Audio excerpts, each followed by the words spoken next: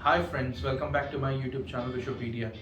आज हम आपके लिए लेके आए एक ऐसी वीडियो जो आपके लिए बहुत ज़्यादा इंफॉर्मेटिव होने वाली है अगर आप ऑस्ट्रेलिया मूव करने की सोच रहे हैं। तो आज की वीडियो में हम आपको बताएंगे कि अगर आप ऑस्ट्रेलिया मूव करते हैं एज अ स्टूडेंट या फिर आप वहाँ पे वर्क वीज़ा पे जाते हैं या परमानेंट रेजिडेंसी पे जाते हैं, तो आपको वहाँ पे सबसे ज़्यादा ज़रूरत पड़ेगी एक कार की या मोड ऑफ ट्रांसपोर्ट की, जो आपको वहाँ पे जाके लेना है। तो अगर आप वो डिसीजन लेते हैं कि आपको वहाँ पे जाकर कार खरीदनी है, तो वो खरीदने के लिए आपको किन किन चीज़ों का ध्यान रखना है, कैसे आपको कार खरीदनी है, वो सारी चीज़ें मैं आपको इस वीडियो में बताने वाला हूँ। तो इसलिए स्टे ट्यून्ड और ये वीडियो एंड तक देखना। तो सबसे पहले आप यहाँ से मूव करते हैं, आप ऑस्ट्रेलिया जाते हैं, तो ऑस्ट्रेलिया जाने से पहले ही आप कई सारी चीज़ें ऐसी कर सकते हैं जिससे आपको ये हो जाए कि वहाँ पर जाके आपका ज़्यादा टाइम वेस्ट ना हो कि गाड़ी खरीदनी है। तो सबसे पहली चीज़ आपको क्या करनी है? सबसे पहली चीज़ आपको ये करना है कि आपको अपना माइंड बनाना है कि आपको यूज्ड गाड़ी लेनी है या ब्रांड न्यू गाड़ी लेनी है।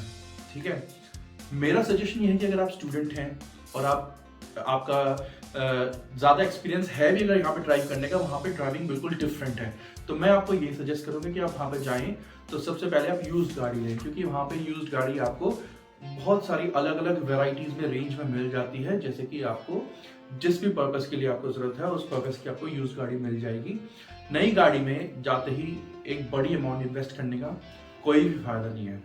तो जब आप इंडिया में हैं और आप मूव करने वाले हैं, तो आप किस तरीके से अपनी मनपसंद गाड़ी या जो गाड़ी आपको चाहिए आप चूज कर सकते हैं। तो उसके काफ़ी सारे तरीके हैं। जैसे एक तरीका ये है कि आप वहाँ पे एक वेबसाइट है जिसे बोलते हैं गमट्री।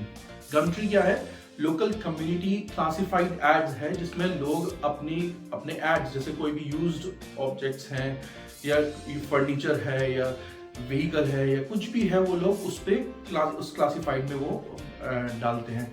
तो आप गमट्री में अपना अकाउंट बनाइए, साइन अप करिए, उसमें आपका अकाउंट बन जाएगा। अकाउंट के बाद आप वहाँ पर कोई भी गाड़ी देख सकते हैं जो आपके एरिया के आसपास में है। ठीक है, फिर वहाँ पे अलग अलग वेबसाइट्स है, जैसे carsales.com है, तो आप उस पर भी अपनी गाड़ी जो आपको लेनी है वो आप उसमें देख सकते हैं।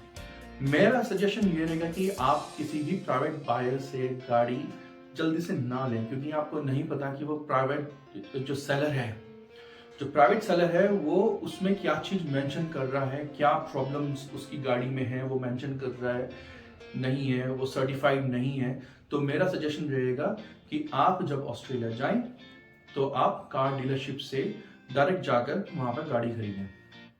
नाउ आप ऑस्ट्रेलिया पहुँच गए और आपने अपना मन बनाया कि ठीक है, मैं कार डीलरशिप के पास जाकर गाड़ी खरीदता हूँ। तो आप वो गाड़ी उस कार डीलरशिप की वेबसाइट पर जाकर भी चेक कर सकते हैं कि आपको कौन से, आप गाड़ी को डिसाइड कर लीजिए, कार डीलरशिप को फ़ोन करिए कि मेरे को आपकी ये गाड़ी पसंद है, आप वहाँ जाइए, वो आपको दिखाएंगे। एक अच्छी चीज़ है कार डीलरशिप की कि वो लोग आपके लिए गाड़ी जो होती है, जो यूज्ड गाड़ी है, उसको प्री चेक करके रखते हैं, जिसमें कि आपका इंजन चेक होता है, सारी चीज़ें चेक होती है, लॉग बुक चेक होती है, लॉग बुक एंट्री वगैरह जो चेक होती है वो सब कुछ होती है। तो फिर आपको क्या देखना है, उसमें दो चीज़ें होती हैं।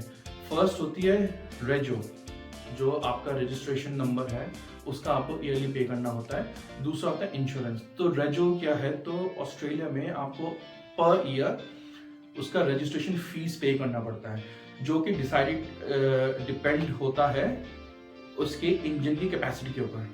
अगर आपका 2.0 लीटर है, 3.0 लीटर है, जितनी भी ज़्यादा कैपेसिटी की आपकी गाड़ी का इंजन होगा, उतना ज़्यादा रजिस्ट्रेशन फीस आपको ईयरली देनी पड़ेगी, जो कि सरकार को जाती है, ट्रांसपोर्ट अथॉरिटी को जाती है। अब वो वेरी करती है। एवरेज जो देखा जाए, अगर आप Hyundai की गाड़ी लेते हैं, टोयोटा की गाड़ी लेते हैं, तो उसमें एवरेज जो है $780 to $800 तक का आपका रेजो रहता है। अब वो सारा का सारा जो रजिस्ट्रेशन फीस है वो मैंडेटरी है, उसको आप स्किप नहीं कर सकते। अगर आपकी रजिस्ट्रेशन फीस पे नहीं है तो आप गाड़ी चला नहीं सकते। दूसरा आता है इंश्योरेंस। इंश्योरेंस में आता है कॉम्प्रिहेंसिव और थर्ड पार्टी। अब थर्ड पार्टी और कॉम्प्रिहेंसिव में क्या फ़र्क है? फ़र्क है कि अगर आप थर्ड पार्टी लेते हैं तो आपको $300 का बैठेगा आपका, और comprehensive somewhere between $700 depending on कि आपका एक्सपीरियंस कितना है, ड्राइविंग एक्सपीरियंस कितना है और आपने पिछले कितने साल में क्लेम करा है नहीं करा है। अब क्योंकि आप इंटरनेशनल हैं तो आपका वो हिस्ट्री वहाँ पे अवेलेबल नहीं है उनके पास, तो हो सकता है कि आपका जो इंश्योरेंस है उसका प्रीमियम थोड़ा ज़्यादा जाए। अगर आप सिर्फ गाड़ी इसलिए ले रहे हैं कि आपको घर से ऑफिस तक या फिर कॉलेज तक जाना है या शॉपिंग के लिए जाना है, थोड़ा बहुत घूमना फिरना है, तो आप थर्ड पार्टी भी ले सकते हैं। थर्ड पार्टी में क्या होता है कि अगर आपकी गाड़ी का एक्सीडेंट होता है तो आप जो दूसरी पार्टी जिस गाड़ी के साथ आपका जिसके साथ भी आपका एक्सीडेंट हुआ है उनकी गाड़ी का डैमेज पे होएगा, आपकी गाड़ी का कोई डैमेज इंश्योरेंस पे नहीं करेगा। कॉम्प्रिहेंसिव में आपकी गाड़ी का भी डैमेज वगैरह सब चीज कवर्ड होती है। फिर आपका ये सारा हो गया, फिर आता है आपका लाइसेंसिंग का। लाइसेंसिंग बहुत इंपॉर्टेंट है। मैं ये सजेस्ट करूंगा कि आप यहाँ से इंटरनेशनल ड्राइविंग लाइसेंस बना के जाएं। वहां पर अगर आप शॉर्ट पीरियड के लिए गए हैं तो आपको इतना टेंशन लेने की जरूरत नहीं है, क्योंकि इंटरनेशनल ड्राइविंग लाइसेंस पे इवन आपका जो लोकल ड्राइविंग लाइसेंस है, जैसे यहाँ पे जो नॉर्मल बनता है, आप उस पर भी वहाँ पे ड्राइव कर सकते हैं। लेकिन अगर आप परमानेंट रेजिडेंसी पे जा रहे हैं वहाँ पर, तो आपका जो इंटरनेशनल लाइसेंस है या फिर जो आपका नेशनल लाइसेंस है इंडिया का, वो सिर्फ 3 महीने तक वैलिड होता है। 3 महीने का आपको टाइम फ्रेम मिलता है आपको लाइसेंस चेंज करने के लिए इंटरनेशनल से वहाँ पर जो डोमेस्टिक जो स्टेट लाइसेंस है उसमें। तो लाइसेंस की अगर आप स्टूडेंट हैं तो आपको कोई टेंशन लेने की जरूरत नहीं है। यहाँ से लाइसेंस बनवा के जाएं और वहाँ पर आप गाड़ी खरीद सकते हैं, उस पर गाड़ी चला सकते हैं। लेकिन उसके रोड रूल्स जो बिल्कुल अलग हैं वो आपको समझने पड़ेंगे।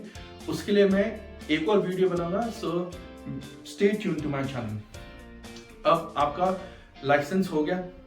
लाइसेंस के बाद आपका आता है कि आप ब्रांड कौन सा लें।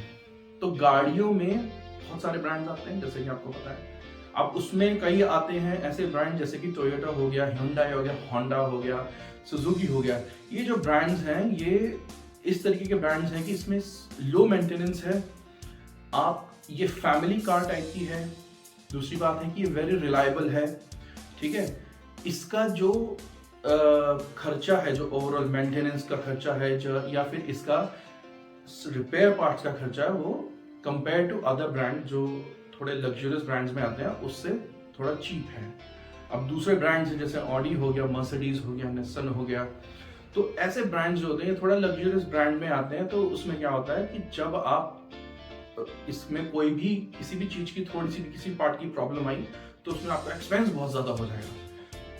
अगर हम ये दोनों ब्रांड्स कंपेयर करें, एक तरफ आपका जो रिलायबल ब्रांड्स है, बेसिक ब्रांड्स हैं जैसे कि टोयोटा, hyundai, ये सारे ब्रांड्स हैं। दूसरी तरफ आपका आ गया लग्जरियस ब्रांड्स, ऑडी, मर्सिडीज वगैरह। अगर इन दोनों का अगर आप कंपेयर करें कि सर्विस में, तो आपका सर्विस में इस साइड के जो ब्रांड्स हैं इसमें आपको सर्विस के लिए लगते हैं $150 to $200, ठीक है।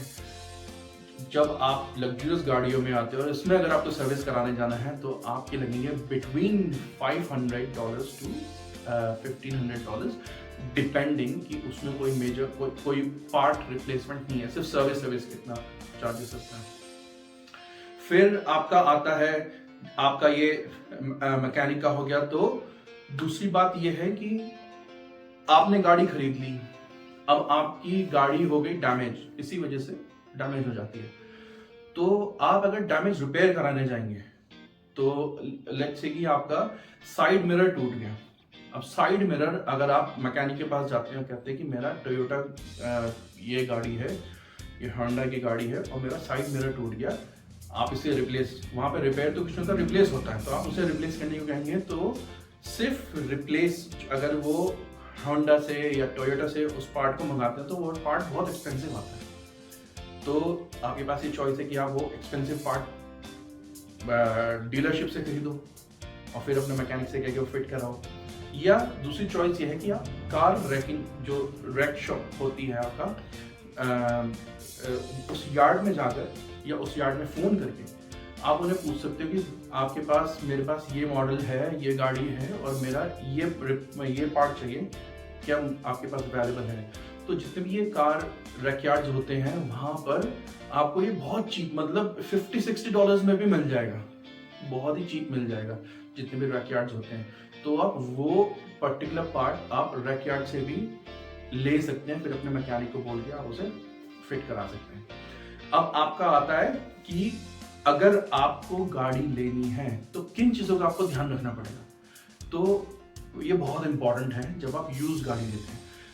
देखिए, पहली बात तो ये है कि मैं आपको कभी भी सजेस्ट नहीं करूंगा कि प्राइवेट सेलर से आप गाड़ी खरीदें। क्यों? क्योंकि अगर उसमें कोई भी प्रॉब्लम है इंजन में या ट्रांसमिशन में, किसी चीज में कोई मेजर इशू है, वो आपको गाड़ी ड्राइव करके पता नहीं चलेगा। उसके लिए या तो आप मैकेनिक को साथ में ले जाएं, ठीक है, या फिर आप कार हिस्ट्री चेक करें और फिर गैम्बलिंग करें कि वो गाड़ी आपको सही मिलेगी कि नहीं मिलेगी। वो सारा थोड़ा सा कॉम्प्लिकेटेड हो जाता है। अगर आप डीलरशिप के पास जाते हैं, कार डीलरशिप के पास, तो वो सारा कुछ आपको चेक करके बकायदा आपको उसकी वारंटी पीरियड भी देंगे, अप टू 6 मंथ्स की वारंटी भी देते हैं इंजन पे वगैरह, ठीक है। फिर भी अगर आप कोई गाड़ी ले रहे हैं डीलरशिप से या कहीं से भी, तो इन चीज़ों का आपको खुद ध्यान रखना बहुत जरूरी है। सबसे पहली चीज़ कि वो कितने किलोमीटर चली है। अब आप पैसा इन्वेस्ट कर रहे हैं, आप ये नहीं चाहते कि ठीक है यार मैं बहुत ज़्यादा तो इन्वेस्ट नहीं कर रहा हूँ, लेकिन जितना इन्वेस्ट कर रहा हूँ उस हिसाब से गाड़ी उतना तो चलेगा एटलीस्ट, ठीक है ना। तो आप इस चीज़ का बिल्कुल ध्यान रखें कि उसका किलोमीटर्स देखें। अगर वो ऑलरेडी 3 लाख किलोमीटर चल चुकी है, उससे ऊपर चल चुकी है, तो चांसेस बहुत ज़्यादा हैं कि उसमें कोई ना कोई प्रॉब्लम आ सकती है। तो सोच समझ के निर्णय लें कि वो गाड़ी खरीदनी है कि नहीं। ऑस्ट्रेलिया में आपको यूज्ड कार डिफरेंट रेंज की इतनी ज़्यादा अवेलेबल है कि आपको टेंशन, अगर एक गाड़ी पसंद आए तो दूसरी गाड़ी, बहुत सारी गाड़ियाँ मिल जाएंगी आपको, अलग अलग रेंज में मिल जाएंगी, चीप से चीप और एक्सपेंसिव से एक्सपेंसिव मिल जाएंगे। तो इस बात की आप बिल्कुल भी टेंशन ना लें। अगर आपका बजट है तो उस बजट में आप एक गाड़ी पे ना रुके, काफ़ी सारी देखिए, फिर आप डिसाइड करें कौन सी लेनी है। दूसरी चीज़ आपको जो गाड़ी में देखनी है वो ये देखनी है उसकी लॉग बुक एंट्री है कि नहीं है। तीसरी चीज़ आपको देखनी है कि उसकी कोई एक्सीडेंट हिस्ट्री तो नहीं है, ठीक है। चौथी चीज़ जो आपको देखनी है वो ये देखनी है कि गाड़ी के टायर्स कितने बॉल्ड है, कितने वर्न ऑफ है। क्योंकि वहाँ पर अगर आपके टायर बिल्कुल बॉल्ड हो गए हैं और आप गाड़ी चला रहे हैं और आप पकड़े जाते हैं पुलिस, तो वो आपकी गाड़ी को सीज मतलब अनवर्दी कर देंगे, road not fit for work कर देंगे उस गाड़ी को, उसमें येलो स्टिकर डाल देंगे। फिर आपको आपकी गाड़ी रिपेयर करा के मैकेनिक से, फिर उसके बाद आपको थ्रू पिट ले जाना पड़ेगा, ऑथराइजेशन से दोबारा से उसको वो करवानी पड़ेगी, तब जाके वो वापस बैक टू रोड आएगी। नॉट फिट कर देंगे वो आपकी गाड़ी को, ठीक है। फिर आपको एक चीज और ध्यान रखनी है कि आप इस गाड़ी का रिकॉर्ड आप ऑनलाइन भी चेक कर सकते हैं कि ये कहीं राइट ऑफ तो नहीं है। क्योंकि कई बार क्या होता है, डीलरशिप तो नहीं लेकिन प्राइवेट सेलर क्या करते हैं, ऐसा हुआ है मेरे फ्रेंड्स के साथ हुआ है, जहाँ पे उनको गाड़ी मिल रही थी बहुत अच्छी, लेकिन वो एक राइट ऑफ थी। राइट ऑफ का मतलब कि वो मेजर एक्सीडेंट में इन्वॉल्व हुई थी। उन लोगों ने उसको रिपेयर करके प्राइवेटली सेल कर रहे थे और लोग जा रहे थे देखने के लिए, और मेरा दोस्त भी गया था, तो प्राइवेटली सेल कर रहे थे। फिर मेरे दोस्त ने जब ऑनलाइन गया, carhistory.com बहुत सारी वेबसाइट्स है जहाँ पे $7 से $8 में आप कार की हिस्ट्री चेक कर सकते हैं। जब मेरे फ्रेंड ने वो ऑनलाइन चेक करा तो पता चला कि वो तो 3 महीने पहले राइट ऑफ हो चुकी थी, क्योंकि वो एक बहुत बड़े मेजर एक्सीडेंट में गाड़ी इन्वॉल्व थी। तो ये सारी चीज़ें आपको ध्यान रखनी है। दूसरी बात, वेरी इंपॉर्टेंट जो बात है वो ये है कि आपने गाड़ी खरीद ली, आपको रोड रूल्स आने बहुत बहुत ज़्यादा ज़रूरी है। वहाँ पर ड्राइविंग बहुत अलग है कंपेयर टू इंडिया। मैं तो यही सजेस्ट करूँगा कि यदि आप यहाँ से ऑस्ट्रेलिया जाते हैं, जितनी जल्दी आप अपना लाइसेंस वहाँ का कन्वर्ट करवाएं, जो वहाँ का डोमेस्टिक लाइसेंस है, जितनी जल्दी आप वहाँ का लाइसेंस कन्वर्ट करा के वहाँ का लाइसेंस पर ड्राइव करें, उतना ज़्यादा अच्छा आपके लिए होगा इंश्योरेंस वाइज, हर चीज़। क्योंकि जब आपका एक्सीडेंट होता है, इंश्योरेंस क्लेम करते हैं, तो उसमें वो ये सारी डिटेल्स गई भी होती हैं कि आपका इंश्योरेंस कहाँ का है, तो उसमें थोड़े से कॉम्प्लिकेशंस हो सकते हैं। अगर आपका डोमेस्टिक लाइसेंस है, वहीं का लाइसेंस है, तो आपको इंश्योरेंस क्लेम करने में कोई भी प्रॉब्लम नहीं होती। तो ये था हमारा सारा इंफॉर्मेशन कार खरीदने के लिए if you are moving to Australia. आपको ये जानकारी कैसी लगी प्लीज़ हमें कमेंट बॉक्स में लिख कर ज़रूर बताएं। हमारे चैनल पर आने के लिए धन्यवाद एंड स्टे ट्यून्ड, क्योंकि मैं अब एक और वीडियो बहुत जल्दी लाऊंगा जिसमें मैं आपको ये बताऊंगा कि वहाँ के रोड रूल्स क्या हैं और आप उनको किस तरीके से यहाँ पर स्टडी कर सकते हैं, ताकि आप जब आप वहाँ पे जाएं तो आपको किसी भी चीज़ की इतनी ज़्यादा दिक्कत ना हो वहाँ की ड्राइविंग समझने में। तो थैंक्स फॉर वॉचिंग। प्लीज़ मेरा चैनल लाइक कीजिए, शेयर कीजिए, सब्सक्राइब कीजिए। आपका दिन